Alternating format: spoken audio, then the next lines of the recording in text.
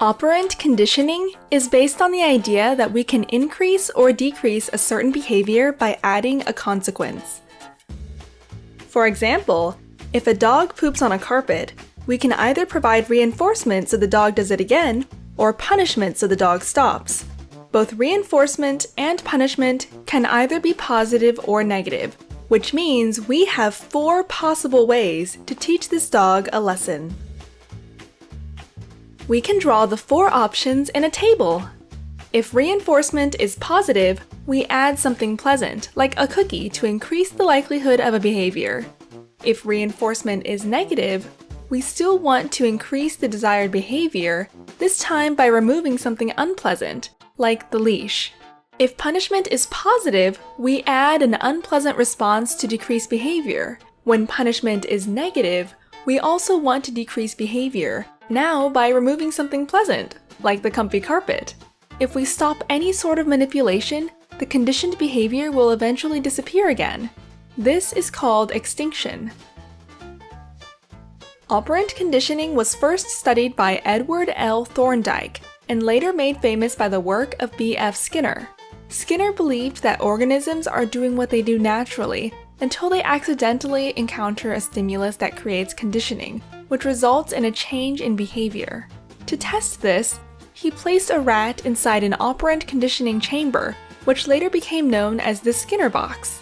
Among other things, inside the box was a lever that would release food when pressed. Conditioning happens in a 3-term contingency, today known as the ABCs of behavior. A stands for antecedent. The rat accidentally hits the lever that triggers the release of food. B stands for behavior and refers to the response. The rat keeps pressing the lever. C stands for consequence. Food keeps coming out. The strength of the response to the conditioning depends on the schedule of reinforcement. If there is always food after pressing, the rat behaves predictably. If the food is released randomly, the rat behaves erratically like an addict. Skinner, born in 1904, was a professor of psychology and subscribed to behaviorism. He argued that you can only study behavior that is visible, and anything happening only within the mind is either a misconception or irrelevant to science. He thought free will was an illusion because behavior is either random or a reaction to the environment. His work became the foundation for behavioral therapy, military drills, and animal training. You can try this classroom exercise on positive reinforcement. One individual must exit the room.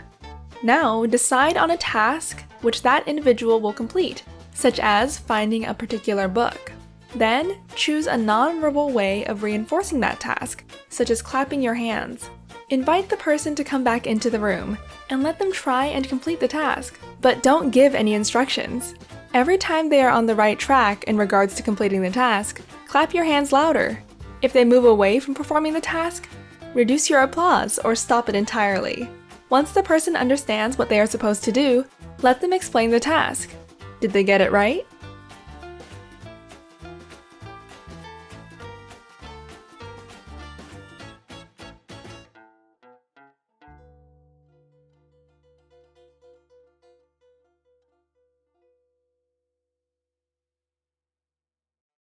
Sprouts videos are published under the Creative Commons license. That means our videos are free and anyone can download, edit, and play them for personal use. And public schools, governments, and nonprofit organizations can also use them for training, online courses, or designing new curriculums. To help us stay independent and support our work, you can join our patrons and contribute. Just visit patreon.com/sprouts.